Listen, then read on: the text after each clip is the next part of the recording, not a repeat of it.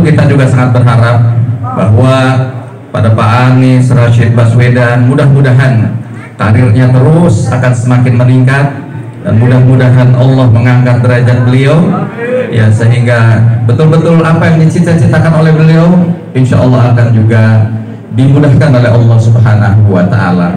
Kalau beliau insya Allah bercita-cita jadi presiden, mudah-mudahan ada partai koalisi yang siap menyambutnya, dan asal Bapak Ibu sekalian juga memberikan dukungannya, insya Allah bukan sesuatu hal yang mustahil. Allah akan berikan kesempatan untuk memimpin negeri kita lebih baik lagi. Amin ya rabbal alamin.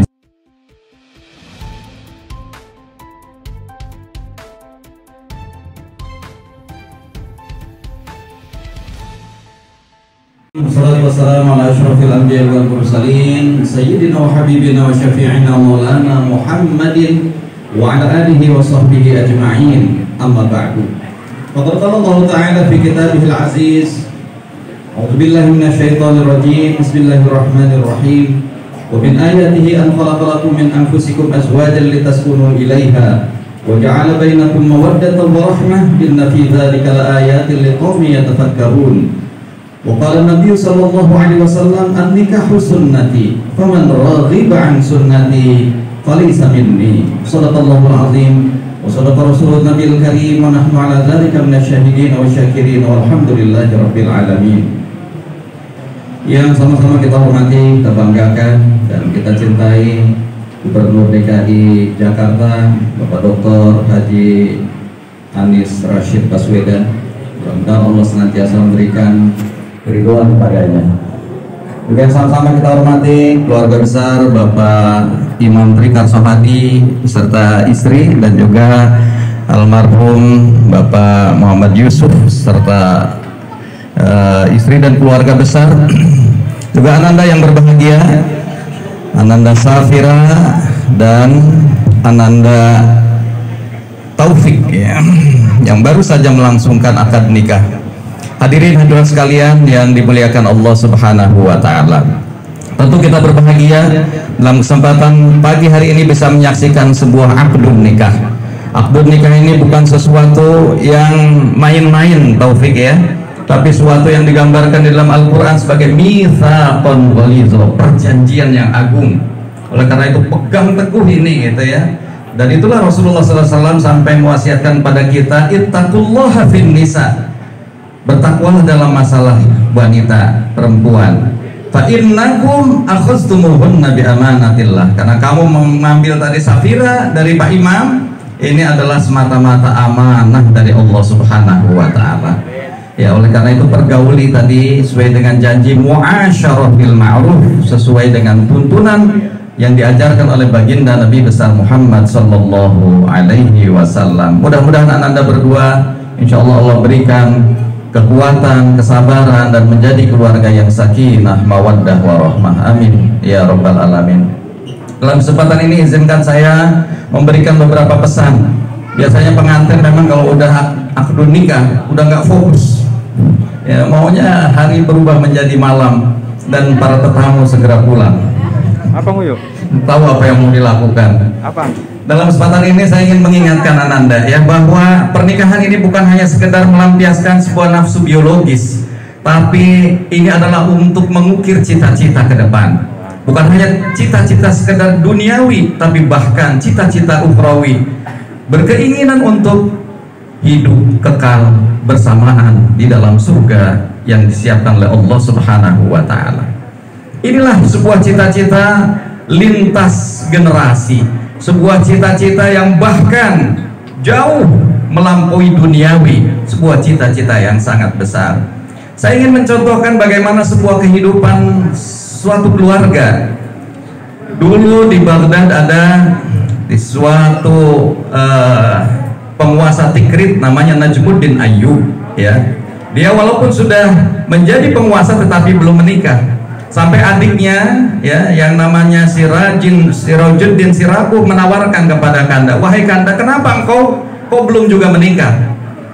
Kata Najmuddin, "Wahai Sirajuddin, ya yang memang saya belum bertemu dengan jodohnya. memang kamu akan memberikan, aku menawarkan siapa untuk jodohku. Betul kata Sirajuddin Siraku adiknya. Ada dua yang ditawarkan oleh Sirajuddin ketika itu, putri seorang raja dan anak seorang menteri, ya. Namun keduanya apa kata Najmuddin? Dua-duanya nggak cocok untukku. Sehingga Sirajuddin bertanya, wahai Kanda, lalu wanita seperti apa yang kau inginkan? Akhirnya disitulah terlontar dari ucapan Najmuddin bahwa saya menginginkan wanita yang solihah, yang akan bersamaku mengantarkan ke dalam surga, dan kalau terlahir dari rahimnya akan aku didik dengan pendidikan yang baik, dan aku gembleng menjadi ksatria yang aku persiapkan untuk membebaskan Masjidil Aqsa. Itu luar biasa, cita-citanya besar. Dari cita-cita duniawi sampai cita-cita ukhrawi, ingin bersama-sama di surga. Kata Sirajuddin, dari mana wahai Kanda engkau akan mendapatkan wanita sesempurna itu? Akhirnya saya sudah berniat, saya sudah bertekad, mudah-mudahan Allah lah yang memberikan dan memudahkan jalannya. Satu hari Najmuddin Ayyub tengah duduk di Masjid Tikrit bersama imam Masjid Tikrit. Saat itulah kemudian setengah asik-asiknya ngobrol berbicara, dari dalam masjid ada seorang perempuan yang meminta izin pada imam masjid ini untuk berbicara. Akhirnya sang imam meminta izin terlebih dahulu kepada Najmuddin, wahai Najmuddin, bolehkah aku bicara dengan santriku? Silakan. Setelah itu kemudian sang imam menanyakan pada wanita itu, wahai Ananda, kenapa engkau menolak tawaran yang aku tawarkan kepadamu, seorang pria? Lalu apa?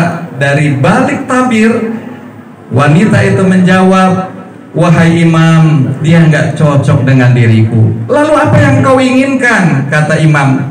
Sang wanita kemudian menjawab, aku ingin seorang pria yang solih, yang akan mengantarkanku ke dalam surga.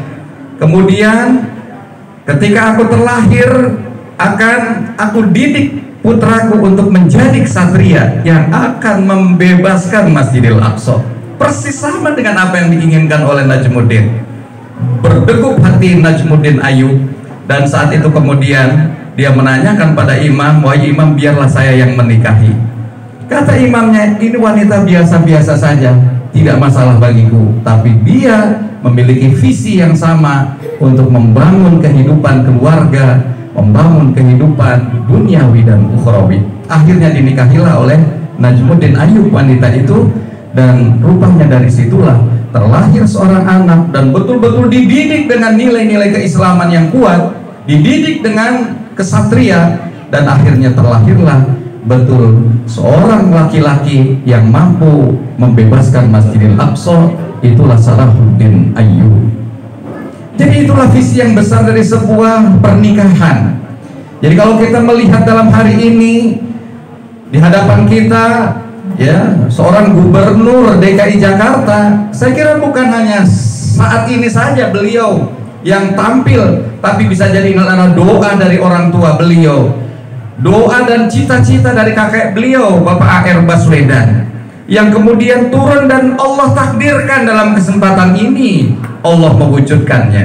Jadi oleh karena itu pada Ananda Taufik dan Ananda Safira, bercita-citalah yang besar, bukan hanya sekedar untuk bergaul secara biologis, tetapi dengan cita-cita yang besar, insya Allah Ananda akan mampu membangun bukan hanya sekedar kebahagiaan berdua, tapi insya Allah nanti akan lahir generasi-generasi yang cemerlang, generasi-generasi yang besar yang akan mampu mewujudkan cita-cita Ananda berdua.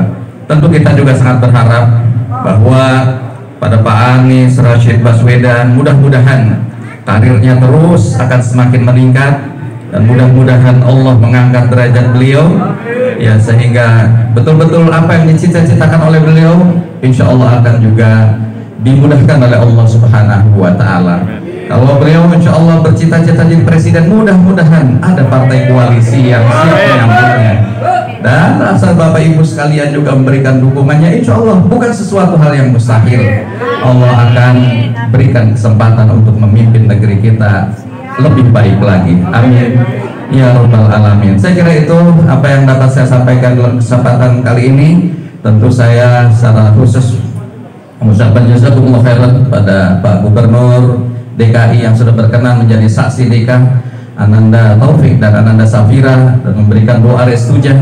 Mudah-mudahan langkah-langkah Bapak menuju tempat ini juga akan menjadi pemberat amal kebaikan di sisi Allah Subhanahu wa taala. Amin ya rabbal alamin. Kurang dan lebihnya saya mohon maaf. Assalamualaikum warahmatullahi wabarakatuh.